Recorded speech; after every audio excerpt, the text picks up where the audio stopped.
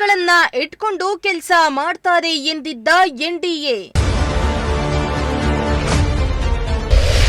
ಸುದ್ದಿಗೋಷ್ಠಿಯನ್ನ ನಡೆಸಿ ಎನ್ಡಿಎ ಮುಖಂಡರಿಗೆ ಭಾರತಿ ಶ್ರೀನಿವಾಸ್ ಟಾಂಗ್. ಗುಬ್ಬಿ ತಾಲೂಕಿನ ತುಮುಲ್ ನಿರ್ದೇಶಕರು ಕಾನೂನು ಬಾಹಿರವಾಗಿ ನಡೆದುಕೊಂಡು ಕಾಂಗ್ರೆಸ್ ಕಾರ್ಯಕರ್ತರ ಡೈರಿಗಳಿಗಾಗಿ ಮಾರ್ಪಾಡು ಮಾಡಲು ಮುಂದಾಗಿದ್ದಾರೆ. ತಮಗೆ ಮತ ಹಾಕದ ಡೈರಿಯನ್ನ ಮುಚ್ಚಿಸಲು ತುಮುಲ್ ನಿರ್ದೇಶಕಿ ಭಾರತಿ ಶ್ರೀನಿವಾಸ್ ಹುನ್ನಾರ ಮಾಡುತ್ತಿದ್ದಾರೆ ಎಂದು ಆರೋಪಿಸಿ ಎನ್ಡಿಎ ಮುಖಂಡರು ಸುದ್ದಿಗೋಷ್ಠಿಯನ್ನ ನಡೆಸಿದ್ರು. ಇನ್ನು ಈ ವಿಚಾರವಾಗಿ ಭಾರತಿ ಶ್ರೀನಿವಾಸ್ ನಂದಿನಿ ಕ್ಷೀರ ಉಪಕೇಂದ್ರಗಳಲ್ಲಿ ಸುದ್ದಿಗೋಷ್ಠಿಯನ್ನ ನಡೆಸಿ ಅವರ ಮೇಲಿನ ಆರೋಪಗಳಿಗೆ ಟಾಂಗ್ ಕೊಟ್ರು. ಇನ್ನು ಈ ಬಗ್ಗೆ ಸುದ್ದಿಗೋಷ್ಠಿಯಲ್ಲಿ ಮಾತನಾಡಿದ ಅವರು, ಸಹಕಾರಿ ಸಂಘಗಳಲ್ಲಿ ರಾಜಕೀಯ ಮತ್ತು ಜಾತಿ ಬಳಕೆಯಾಗ್ತಾ ಇದೆ ಎನ್ನುವ ಮಾಜಿ ನಿರ್ದೇಶಕರು ಲಿಂಗಾಯತರು ಮತ್ತು ತಿಗಳ ಸಮುದಾಯವಿರುವ ಪೆತ್ತನಹಳ್ಳಿಯಲ್ಲಿ ಗ್ರಾಮದಲ್ಲಿ ಇರುವ ಸಂಬಂಧಿಕರು ಇಲ್ಲ ಎನ್ನುವ ಕಾರಣಕ್ಕೆ ಚುನಾವಣೆ ಮಾಡಿರಲಿಲ್ಲ. ಲಿಂಗಾಯತರಾದ್ರೂ ಆ ಊರಿನಲ್ಲಿವರ ಸಂಬಂಧಿಕರು ಇಲ್ಲದಿದ್ರೆ ಅವರಿಗೆ ಶೇರಿಲ್ಲ. ಇದು ಇವರು ಮಾಡಿದ ರಾಜಕೀಯ. ಆರೋಪಗಳನ್ನ ಅಷ್ಟೊಂಥರ ನನ್ನ ಮೇಲೆ ಮಾಡಿದ್ರಲ್ಲ, ಹಣದ ವಿಚಾರ ಆಗಲಿ, ಆ ವಿಚಾರ ಇದು ಏನೇನೋ ಮಾಡಿದ್ವಿ. ಇಷ್ಟೊತ್ತು ನಾವೆಲ್ಲ ಡಿಸ್ಕಸ್ ಮಾಡಿದ್ವಿ. ಇದೇ ನಾಯಕರು ರೈತರು ಅಷ್ಟೆಲ್ಲ ಗಲಾಟೆ ಮಾಡ್ತಿದ್ದಾರೆ. ಮೇವಿದ್ದು ಕಳಪೆ ಮೇವು ಸಪ್ಲೈ ಆಗ್ತಿದೆ, ಯಾಕೆ ನಮಗೆ ನ್ಯಾಯ ಕೊಡ್ತಿಲ್ಲ ಅಂತ ನಾವು ಹೋಗಿ ವಿಸಿಟ್ ಮಾಡಿದ್ವಿ. ನಮ್ಮ ಮನೆಯವರೆಲ್ಲ ಮೀಟಿಂಗ್ ಮಾಡಿದ್ರು, ನಾನು ಮೀಟಿಂಗ್ ಮಾಡಿದೆ. ಆಮೇಲೆ ವಿಸಿಟ್ ಮಾಡಿದ್ವಿ. ಅಷ್ಟೊಂಥರ ಹುಳ ಇತ್ತು, ಜಾನುವಾರುಗಳು ಸಾಯ್ತಾ ಇದೆ.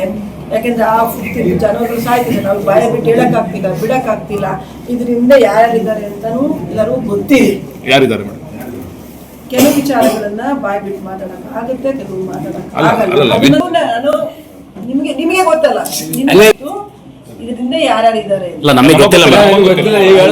ಫೋಟೋ ಹೋದಾಗ. ಯಾಕೆಂದ್ರೆ ಕಳಪೆ ಅಂದ ತಕ್ಷಣ ಯಾವ ರೀತಿ ಕಳಪೆ ಅಂದ್ರೆ ಫೋಟೋ ಇದೆ.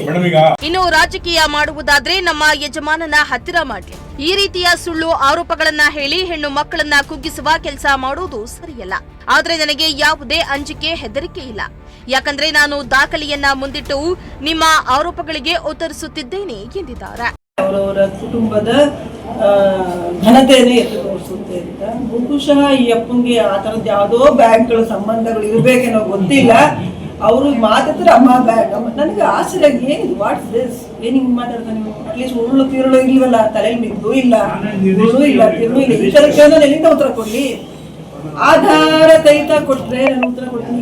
ಎಲ್ಲ ಆಧಾರಗಳು ಇಟ್ಟಿದ್ದೀನಿ, ಮುಂದೆ ಇಟ್ಟಿದ್ದೀನಿ. ಇದಕ್ಕೆ ಉತ್ತರ ಕೊಡಲಿ.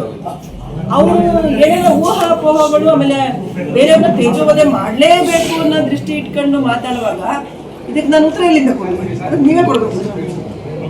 ಭ್ರಷ್ಟಾಚಾರದ ಬಗ್ಗೆ ಮಾತನಾಡುವ ಮಾಜಿ ನಿರ್ದೇಶಕರೇ, ನಿಮ್ಮ ನಾಲಿಗೆ ಮೇಲೆ ಹಿಡ್ತಾ ಇರಲಿ. ಕೆಲ ಪಿಂಪ್ಗಳನ್ನ ಇಟ್ಕೊಂಡು ಭ್ರಷ್ಟಾಚಾರ ಮಾಡ್ತಿದ್ದಾರೆ ಎಂದು ಹೇಳುವ ನೀವು ನಿಮ್ಮ ಕರ್ಮಕಾಂಡದ ಬಗ್ಗೆ ತಿಳಿಸಿದ್ದಾರೆ. ಒಂದು ಹೆಣ್ಣಿನ ಜೀವನ ಹಾಳಾಗುತ್ತೆ. ನನ್ನ ಸಂಸಾರದ ಬಗ್ಗೆ ನೀವು ಮಾತನಾಡುವುದು ತರವಲ್ಲ ಎಂದು ಪರೋಕ್ಷವಾಗಿ ಭಾರತಿ ಶ್ರೀನಿವಾಸ್ ಕಿಡಿಕಾರಿದ್ರು.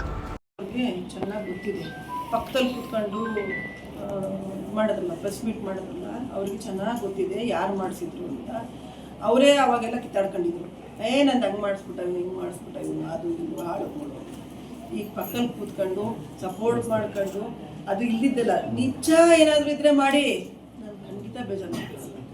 ನಿಜ ಮಾಡಿ, ಒಂದಿಷ್ಟು ಉರುಳು ತಿರುಳು ಇರಲಿ, ಸುಮ್ಮನೆ ಏನು ಮಾಡೋದು ಬೇಡ. ಆಮೇಲೆ ಇನ್ನೊಂದು ನಮ್ಮ ಇವ್ರಿಗೆ ವಿಚಾರಕ್ಕೆ ಕೇಳ್ತೀನಿ, ನಮ್ಮ ಎಕ್ಸ್ ಡೈರೆಕ್ಟರ್ ವಿಚಾರಕ್ಕೆ ಕೇಳ್ತೀನಿ. ಮಹಿಳಾ ಉದ್ಯೋಗಿಗಳು ಇವ್ರ ಪ್ರಭಾವ ಬೀರಿಸಿ ಒಂದಷ್ಟು ಒಂದು ಹೆಸರು ಹೇಳಬಾರ್ದು. ಯಾಕೆಂದರೆ ಆ ಎಮ್ಮಂಗೂ ಅವಳಿಗೂ ಫ್ಯಾಮಿಲಿ, ಅವಳು ನಾನು ಒಬ್ಬ ಹೆಣ್ಮಕ್ಳಾಗಿ ಒಂದು ಹೆಣ್ಮಕ್ಳಿಗೆ ತೇಜೋವಧೆ ಮಾಡಬಾರ್ದು ಅನ್ನೋ ದೃಷ್ಟಿಯಿಂದ ನಂದು ಒಂದು ಕುಟುಂಬ ಇದ್ದು, ಅವ್ರಿಗೂ ಡೈರೆಕ್ಟ್ರಿಗೂ ಒಂದು ಕುಟುಂಬ ಇತ್ತಲ್ಲ, ಇದೆಯಲ್ಲ, ಅವ್ರಿಗೂ ಅಲ್ಲೂ ಮನೇಲಿ ಹೆಣ್ಮಕ್ಳು ಇರ್ತಾರೆ, ಅವ್ರಿಗೂ ಇರಿಸ್ಮೋಸ ಆಗಬಾರ್ದು ಅನ್ನೋ ದೃಷ್ಟಿಯಿಂದ ಹೇಳ್ತಿದ್ದೀನಿ. ಏನಕ್ಕೆ ಆ ಥರದ್ದೆಲ್ಲ ನಮ್ಮಲ್ಲಿ ಯಾರೋ ಇವ್ರ ಪ್ರಭಾವ ಬೀಳಿಸಿ ತುಂಬ ವರ್ಷಗಳಿಂದ ಒಬ್ಬರನ್ನ ಅಲ್ಲಿ ಇಟ್ಟಿದ್ರು, ಹೆಣ್ಮಗಳನ್ನ.